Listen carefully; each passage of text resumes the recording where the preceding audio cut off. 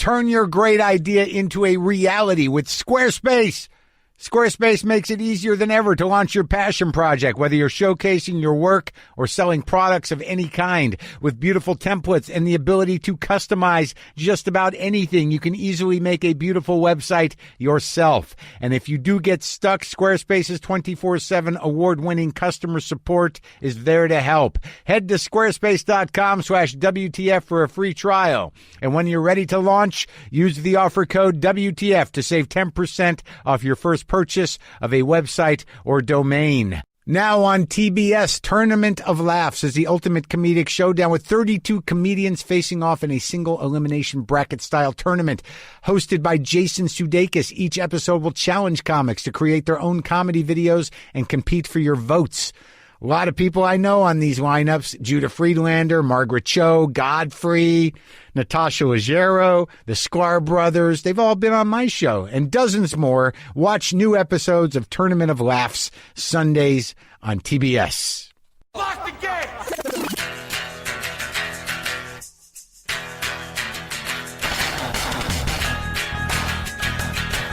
All right, let's do this. How are you, what the fuckers? What the fuck buddies? What the fucking ears? What the fuckadelics? What's happening? Look, folks, be safe. Wear your fucking mask. I'm not telling you. I mean, you know, I go on a hike. And I bring my mask. I got it on my chin. And if I don't see no people on the trail coming at me for, 20, 30 feet or at all, not wearing it. If I see someone coming 20, 30 feet away, put the mask on. We all put our mask on. Nod. If someone's not wearing a mask, they're coming at me, and they're giving me the stink eye under my breath or in my mind. I'm like, hey, I might have it, dude. I'm helping you out. Why are you giving me the shit face? Stupid. Don't give me the shit face. You think I want to wear this? I'm wearing this so I don't fucking kill you with my fucking dandelion of virus coming out of my mouth. Who knows? Today on the show, George Lopez. I'm going to talk to George Lopez, okay? I'm going to talk to George Lopez. George Lopez, I've known of. I've met a few times. I've seen him around over the years. But he did give me a ride from the airport in his limo once. Didn't have to do that. Could have just big-timed me. Nice seeing you, man. Good to meet you again. I got to go. Nope. Said, I'll give you a ride. Went to his house first and had the driver drop me at my house. And I had to remind him of that during our conversation. I will be talking to George Lopez shortly. Hey, I just wanted to thank all the people. I went to my P.O. box. Hadn't been there in a while. Thank you for all the cards. Like, these are you guys who write the cards. Like, someone brought you up well. You know what to do. I didn't know people wrote cards anymore. And I've been getting some at the house. I get some from people I know. But there were just dozens at my P.O. box from just people like you guys and writing nice cards. It's really a beautiful thing. Lynn used to write cards, thank you cards. And everything. I got to figure out how to be a person. I really do. I want to. That's what I want to learn. I want to learn how to be a person that does things, nice things. I think I can do it. Don't you? Yeah, I think so. I went and did the COVID test here in L.A., like every other person. I was told that there was a place I could go pay $125, get one results, in a half hour. And I'm like, no, I want to go through the regular person thing. I don't need special treatment. That sounds like a racket anyways. But I called them because I was online on the traffic line waiting for the regular one. And I'm like, wow, this looks like it could be a few hours.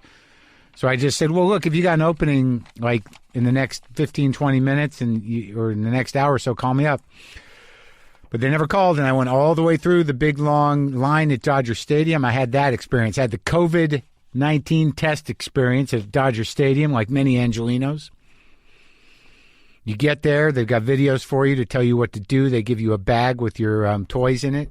You got the swabber toy. You get the test tube with the liquid in it toy and baggies. So I did that, dropped it off. I haven't heard from him. Everyone I've talked to said like 1 or 2 days, and it's been, well, it was 2 days. I'll know. But yeah, I got to be honest with you. I don't think I have it. I do not think I do. And if I do, It seems I might have the better one to have. And also, if I do, by the time I get my fucking test results, I'll be more than halfway through my quarantine. But I don't think I do, because here's my deal. You know where I'm at. I'm in a lot of grief that comes and goes, and I've got a sick cat. And I let the grief happen as much as I can, but I do stifle a lot of feelings, and that means like that shuts down my chest. I'm a guy who holds stress in their chest, and if I'm trying to shut down feelings, I'll have a hard time breathing. Here's how I know it's probably not COVID, is when I cry, my chest opens up. Maybe that's the treatment that they're missing. People need to cry to kill it. I don't want to trivialize that at all.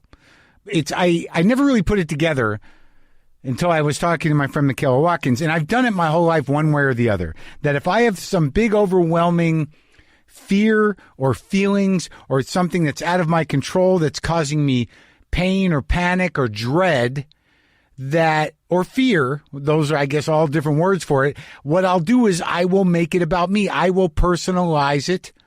I will make something as extreme, usually around my mortality or around some sort of sickness. Every time I've done a big show, before I've done a special or a Letterman appearance or anything, either I'll think that I'm losing my voice or that I'm getting a cold sore. And sometimes I've managed to almost manifest both of those things. And if I'm just terrified of something, or there's just this horrible feeling of loss and pain and dealing with the anxiety of monkey right now, it's like I just will develop symptoms. I will decide I have COVID or I have lung cancer, I'm having a heart attack, because if I can make my fear something I have control over, like obviously I don't have control over really having those things, but I can go get a test, or I can get through it, or I can realize that I'm being crazy or whatever, something that I can do something about, then it's somehow comforting to me, or it's somehow grounding, or it makes it easier for me to process. That's easier for me to process. But ultimately, it's avoidance, and it's a weird thing that my brain does, as opposed to sit in the fear or the pain or the sadness or the anxiety. Why not, give myself something that I can make up or something life-threatening to obsess about?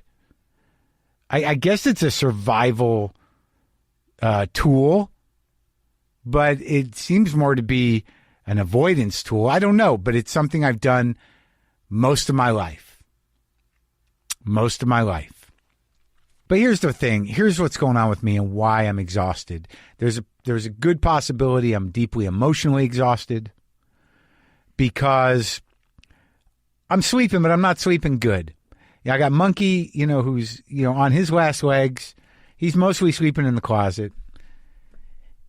And he comes out and he eats and stuff. But, people have been asking about Buster Kitten. Buster Kitten's around, but I'm really fucking not treating Buster Kitten that well. Because I'm focused on Monkey. And to be honest with you, Buster beats the shit out of Monkey, and Monkey is old and frail. And it's really a fucking nightmare. But I got to wake up to hear that old, frail 16-year-old cat being bullied by this little tank of a black cat who can't stop fucking eating. This cat is nuts. It's a fat cat now, and he runs up and down the fucking stairs, and it's not like cat sounds. It's like kunk, kunk, kunk, kunk, kunk, kunk. And then I hear like, meow, meow. And he's fucking with Monkey. So now I got to lock Monkey in the goddamn room with litter and food with me at night, just so his last days can be comfortable and he's not fucking riddled with stress from this little fucking pig cat that just beats the shit out of him. Now, I got a lot of love for Buster, but it is what it is. So that's what's up. That's why my chest is like it is. That's what I believe, but I'll let you know. So Carl Reiner died, and you can listen to the 2013 interview I did with him. It's available in whatever podcast feed you use, and at WTFpod.com. And, I interviewed both him and Mel Brooks. There's a beautiful story on the Carl Reiner episode about the two of them that I also told on Letterman. It's very nice to actually have a personal Mel Brooks, Carl Reiner story. It's one of my favorite things in my life, was talking to those two guys and having what happened happen. And I'm just so glad that when these people pass, and he lived a good, full life, this guy, Carl Reiner. I tweeted, Carl Reiner was great. He was just getting started. Life is unfair. And I thought that was a very Carl Reiner-like joke, and he would enjoy it. But he and Mel Brooks were friends. They used to spend, I believe, almost every night together for years. They loved each other, and it's a beautiful friendship. And I wanted to play this clip from Rob Reiner. I talked to him in 2016. And this is obviously Carl Reiner's son. No slouch in the showbiz himself. But he talked about the special thing that Carl and Mel shared. But, I went to your father's house, and he says he hangs out with Mel every night. Mel and my dad every single night. Really? Every night? Yeah, virtually every night. That's really something. Listen, it's wonderful that they have each other. They met each other when they were in their 20s doing the shows. And to have that kind of bond, and that bond to stick, and they make each other laugh, they enjoy each other's company. They both lost their spouses recently, so they have that. And they say that, they watch any movie that has Secure the Perimeter in it. They watch it. Do you go over there? Yeah, I've been over there. I was over there one time when they got into a huge fight over it was an appearance that Mel did on the Carson show, and they were arguing about, it was like the Sunshine Boys. They were arguing about who got which line got the biggest laugh, and Mel was a guy who played an expert on wine. He could detect any wine, and they blindfolded him. They gave him a glass of wine. He tasted it, and he went, "I think it's a red. It's a Cabernet. It's 1970." And Carson says, "No, that's not. It's not." He says, "Okay, wait a minute. Let me try." He takes another sip. "Oh, yes, it's a red. It's a Bordeaux. It's a 1983. No, it's not that." He says, "All right, let me taste it again." "Okay, I got it. It's a white." And that was a big laugh. And then Mel says, "That's the line that got the big laugh." And I said, "No." My dad says, "No, it was the line after that. It was the line after it." He takes another sip and he says, "Oh, I know what it is. It's Chiclets." And that got a big laugh too. And Mel said, "No, but the white wine got the big." My dad says, "Yes, but it's not as funny as the Chiclets, because here's a guy who was a wine expert who couldn't tell the difference between a liquid and a solid." That's the funny part. So they yelling at each other. And you're sitting there. I'm sitting there. I love it. Beautiful. Rest in peace, Carl Reiner. What a tremendous gift your presence was all these years in the world of comedy and show business, and also just as a decent human being.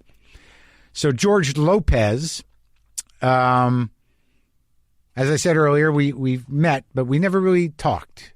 And he has a new Netflix special. We'll Do It for Half. Is streaming now. And I talked to him in just a second.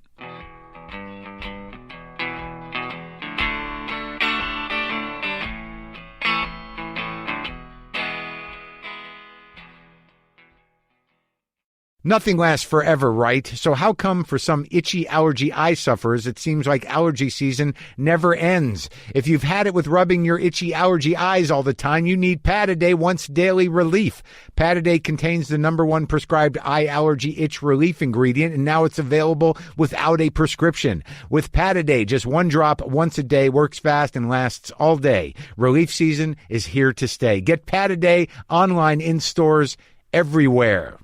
Folks, we all shop online. Why wouldn't we? You just think of something you need and you can get it right away. I just had to do that for the garage here. I wanted to get a plexiglass divider for the desk so I can talk to people in here, and I ordered one online in seconds. But we all know that lousy feeling at the checkout when you see that promo code box and you know you could be saving money if only you had a code, the magic numbers.